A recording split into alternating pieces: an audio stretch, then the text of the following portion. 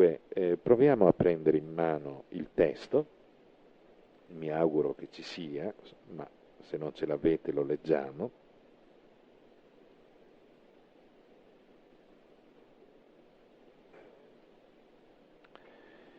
Poi vidi poi un nuovo cielo e una nuova terra, perché il cielo e la terra di prima erano scomparsi e il mare non c'era più.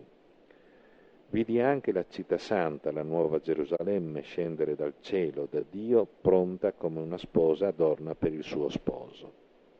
Queste sono le due visioni che ha. Noi possiamo dire che il nostro autore si è servito di un testo ovviamente profetico e vede queste cose qua attraverso le luci del trito Isaia, che non vuol dire un Isaia fatto a pezzettini, ma vuol dire la terza parte del libro di Isaia, che non sappiamo neanche se è stata scritta da un solo autore, pensiamo sia una raccolta di più profeti minori post-esilici messi insieme da un redattore. Bene, al capitolo 65, versetto 17, noi troviamo scritto: ecco, infatti io creo nuovi cieli e nuova terra. Non si ricorderà più il passato, non verrà più in mente, poiché si godrà e si gioirà sempre di quello che sto per creare. E farò di Gerusalemme una gioia, del suo popolo un gaudio. Questo è ciò che diceva il trito Isaia nel V secolo avanti Cristo. Teniamo presente che questa profezia si avvera con la venuta di Gesù e quindi questa novità è già presente adesso. È già presente adesso, la nuova creazione è già iniziata con Gesù Cristo. Lo abbiamo spiegato tante volte. Perché con Gesù Cristo? Se vi ricordate il discorso sulla risurrezione vi diventa chiaro. La risurrezione è un fatto reale, accaduto nella storia, ma non appartiene alla storia. La storia ci presenta un mondo che è piccolo, che ha un programma, un software di autodistruzione. Tutto nasce, cresce, si consuma e muore. Tutto. Rocce comprese, pianeti compresi, mondo astronomico compreso, ma anche mondo individuale, personale, biologico, tutto quello che vi pare.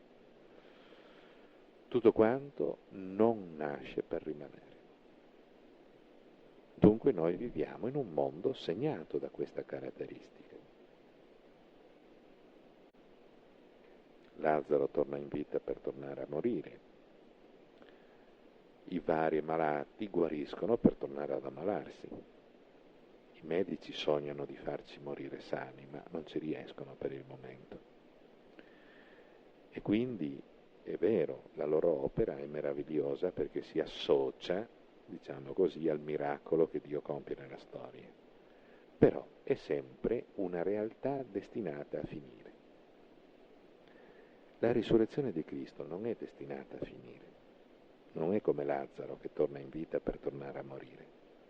Dunque la risurrezione di Cristo non appartiene alla logica di questo mondo creato, appartiene alla logica di un altro mondo, dove la legge non è la finitudine, ma è la perfezione, la completezza.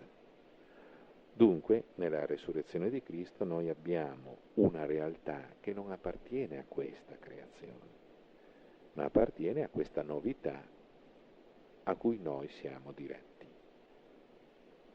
Quindi nella persona di Cristo noi abbiamo quel futuro che ci aspetta, lo abbiamo già presente.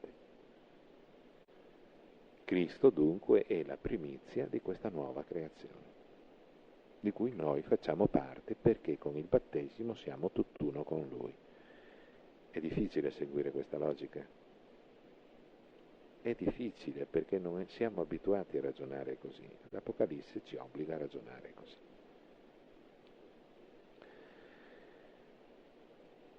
Questi cieli nuovi e terra nuova viene ripresa dalla riflessione dell'ultimo scritto neotestamentario, stranamente non dagli altri. Sotto il profilo critico, allora ci sta a dire che penultimo scritto del Nuovo Testamento è l'Apocalisse, l'ultimo scritto è la seconda lettera di Pietro. Perché questo tema nel Nuovo Testamento, quello dei cieli nuovi e terra nuova, non esce più fuori, se non nell'Apocalisse e nella seconda lettera di Pietro. Voi vi chiederete perché la seconda lettera di Pietro nasce dopo l'Apocalisse, essendo di Pietro. Beh, nessun problema, anche questo è un tema che abbiamo già affrontato. La pseudonimia nell'antichità era un fatto normale. La seconda lettera di Pietro è stata scritta verso il 105-110 d.C. Ed è per questo motivo che molto spesso noi biblisti siamo un po' perplessi quando i dogmatici ci insegnano che uno scritto per essere ispirato deve essere di origine apostolica.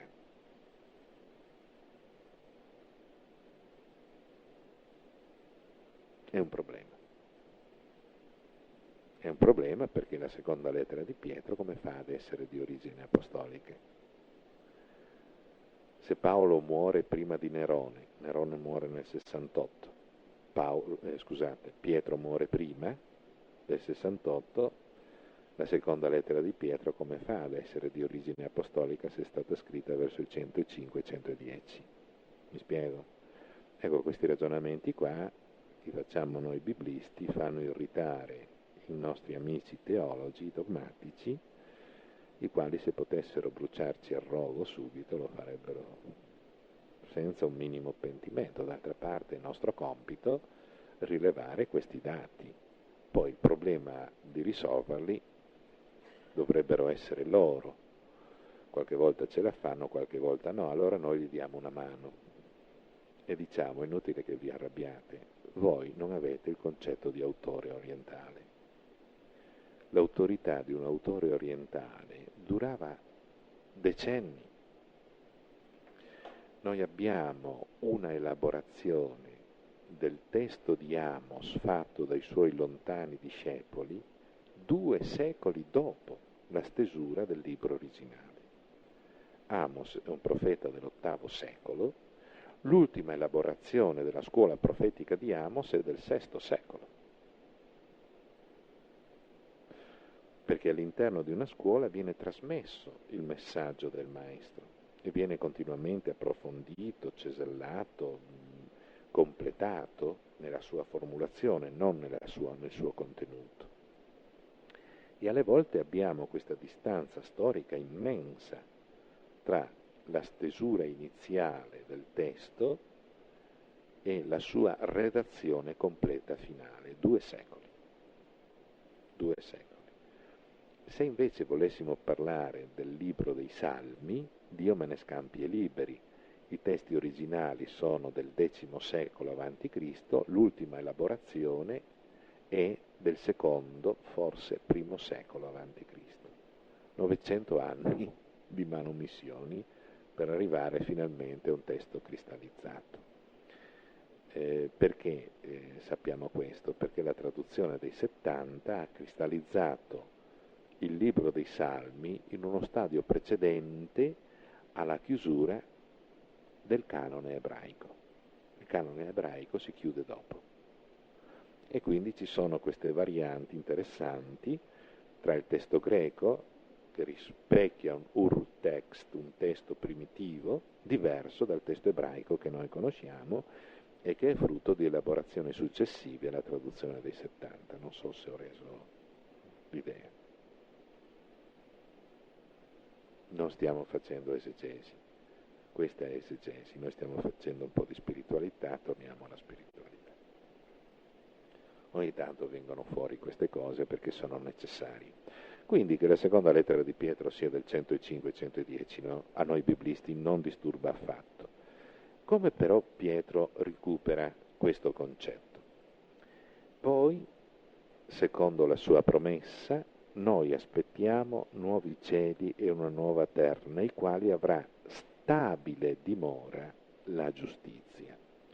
Sembra che abbiano pensato le parole proprio centellinandole. Cosa vuol dire la giustizia? noi immediatamente pensiamo dare ad ognuno ciò che gli compete, vero? Oppure rispettare un codice. Queste sono le due idee che noi abbiamo di giustizia. La dikaiosine, la tzedakah, dikaiosine in greco, tzedakah in ebraico, nel mondo orientale o nel mondo biblico hanno tutt'altro significato. Perché stranamente si dice che Dio è giusto perché è misericordioso. Voi dovete sempre fissarvi in mente questi assurdi, perché quando vi fissate in mente questi assurdi riuscite ad entrare dentro nella mentalità orientale. Se uno è giusto perché misericordioso, capite che non possiamo attribuire alla parola giusto i concetti nostri, perché da noi, se uno è misericordioso, ed è bene che lo sia, non può essere giusto. Non può, perché la misericordia nella nostra cultura va oltre la giustizia. Nel mondo biblico invece tu non puoi essere giusto se non sei misericordioso, che vuol dire che il concetto di giustizia è un concetto che noi oggi potremmo esprimere di favoritismo. Tu sei giusto quando tu operi favoritismo verso i tuoi compagni, verso i membri del gruppo a cui appartieni. Questa viene chiamata giustizia. Viene chiamata giustizia il mantenere la parola data, ma non con gli estranei, con i tuoi. Guardate che il Corano queste cose qua le capisce molto bene. Fatto sta che questo concetto è ripreso dall'Antico Testamento. Fra parentesi, dagli ultimi studi, ma questo ve l'ho anche già detto, è ironico dirlo, ma siamo stati noi cristiani a scrivere il Corano. A Medina c'era una piccola comunità di cristiani ebioniti a cui Maometto ha demandato il compito di stendere questo testo. Questo non lo si dice mai. Gli ebioniti, va bene, erano una corrente ereticale del cristianesimo, ma cristiani erano, perché il battesimo ce l'avevano. E quindi conoscevano a menadito la Sacra Scrittura, e quindi questo spiega perché nel Corano voi avete questo dilagare di citazioni veterotestamentarie. Gli ebioniti sono una corrente ereticale di tipo ebraico-cristiana, quindi sono lefebvriani, conservatori, i quali nei confronti del Nuovo Testamento avevano molte perplessità, fatto salvi alcuni scritti, gli altri li scartavano. E quindi tutto ciò che era giudeo-cristiano lo tenevano, ciò che non era giudeo-cristiano non lo tenevano. E bion in ebraico vuol dire povero. Erano i discendenti o i colleghi degli Hanavim, dei poveri di Yahweh, gli Hanavim Yahweh. Loro si chiamavano ebioniti. Questi sono quelli che hanno traslocato questo concetto o altri concetti veterotestamentari nell'ambito musulmano. Bene. Torniamo a noi, il nostro amico Pietro dice che avrà stabile dimora in questa situazione questa giustizia, non la nostra, cioè una giustizia dove con i propri amici, con i propri correligionari, con il proprio gruppo c'è una preferenza di donazione senza limiti. Comprensione, misericordia, aiuto, sostegno, questa è giustizia.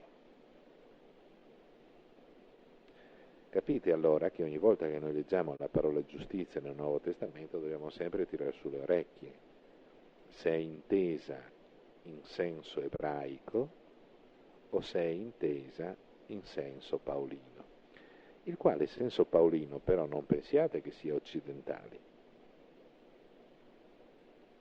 Quando Paolo dice che noi siamo giustificati, resi giusti, per la fede sta ancora adoperando un concetto orientale che non è esattamente quello che abbiamo visto fino adesso, ma è un concetto più elaborato.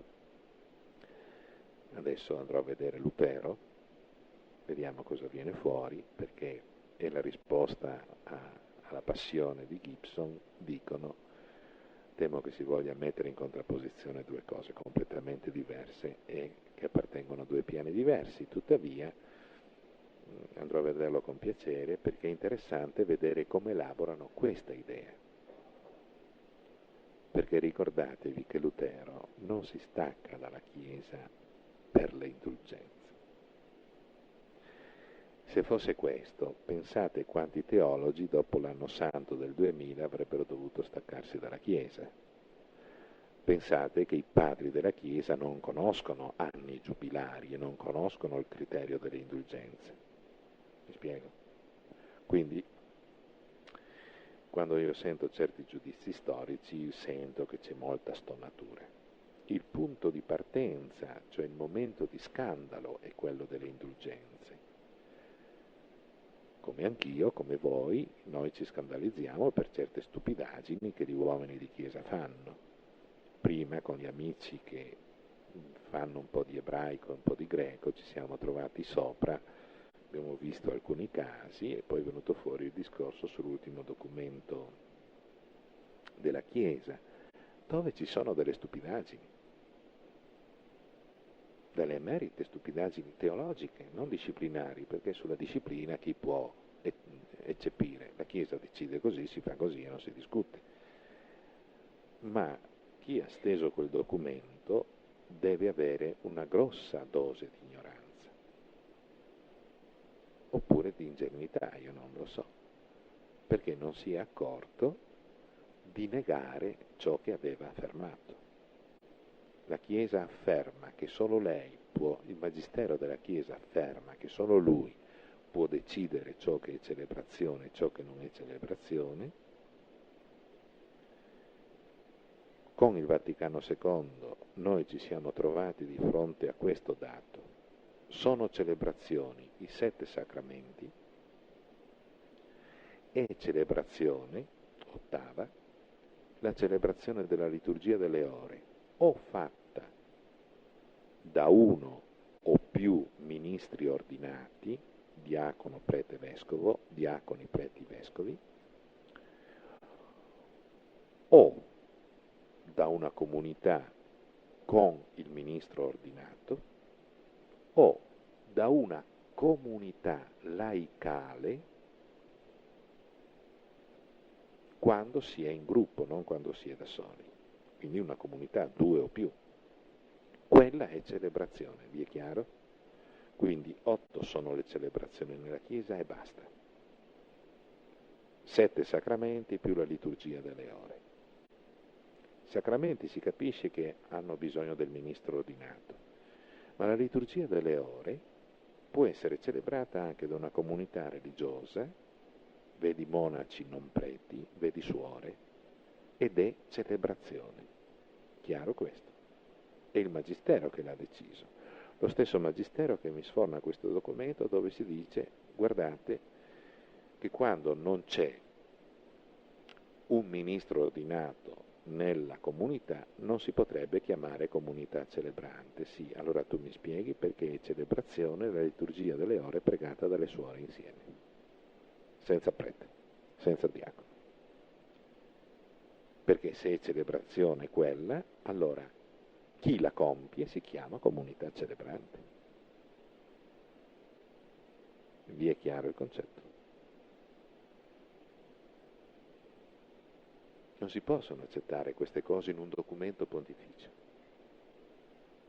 Se fosse il documento che scrivo io, pazienza, io sono un essere mortale, fallibilissimo, quindi qualche beccanotto lo posso anche scrivere.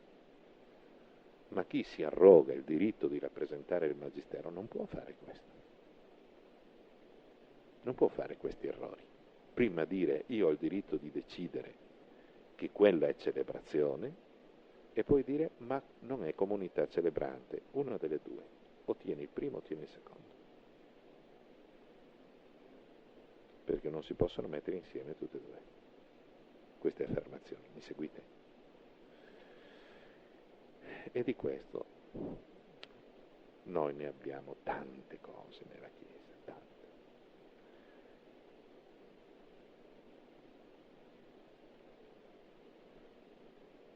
Mm-mm.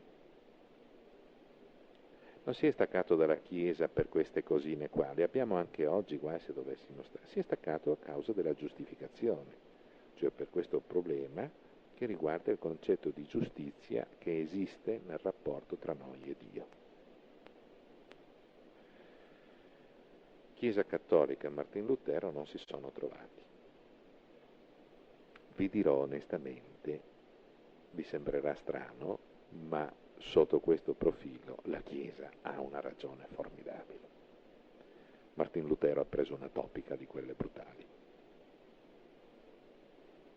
Ma già fin da adesso la Chiesa aveva chiarissimo che cosa significa essere giusti davanti a Dio.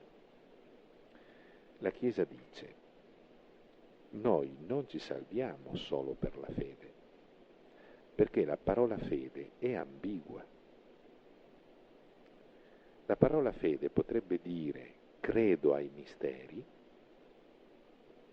Dio è trino, ci credo, l'Eucaristia alla transustanziazione, ci credo, Maria è vergine, ci credo, il Papa è infallibile, ci credo.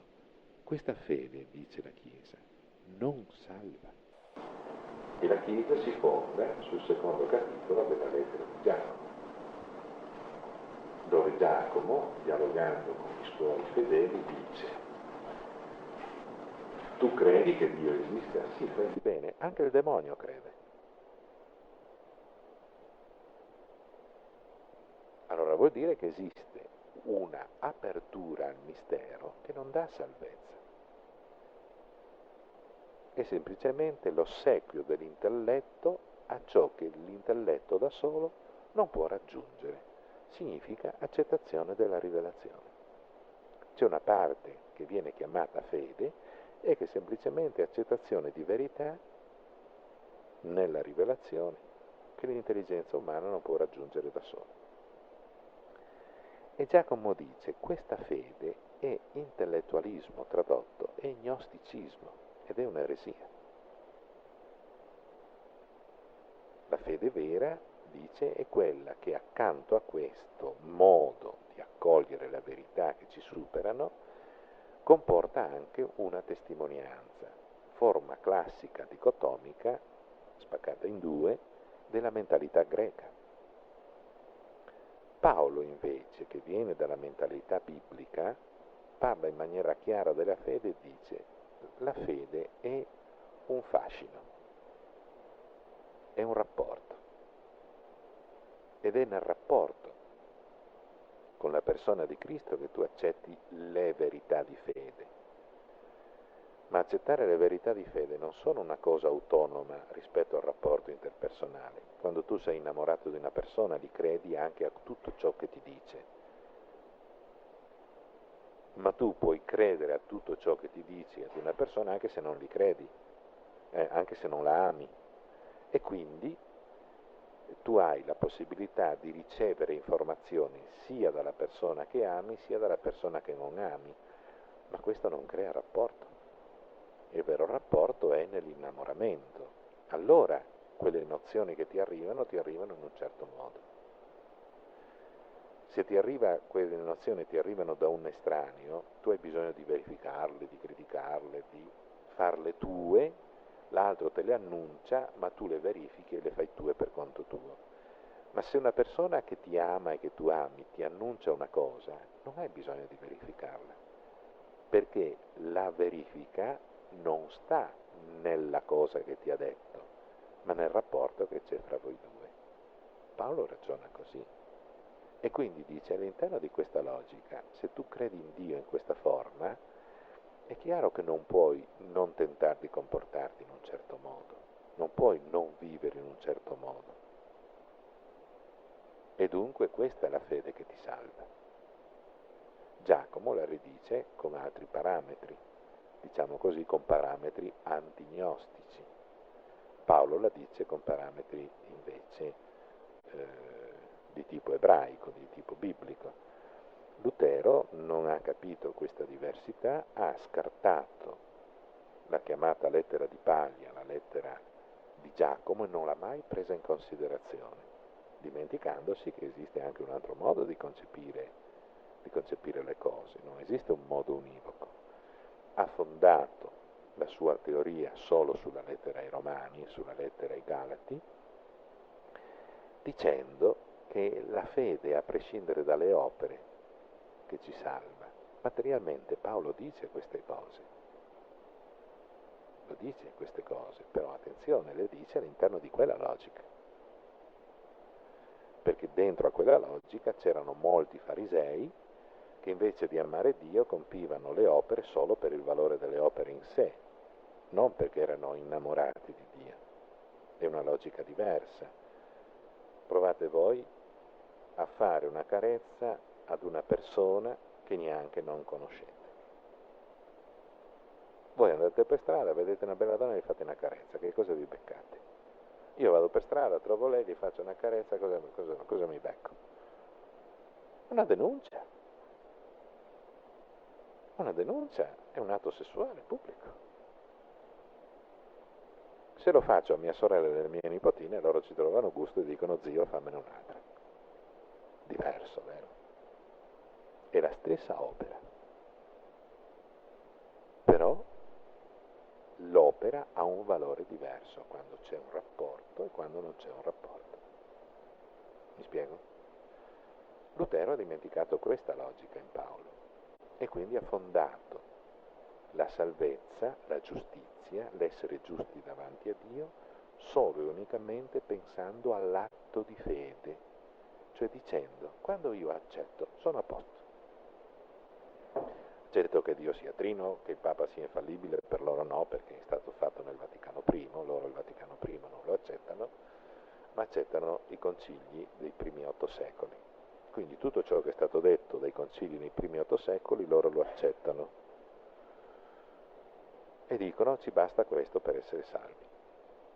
E la Chiesa dice: no, mi dispiace, questo è un modo di pensare di tipo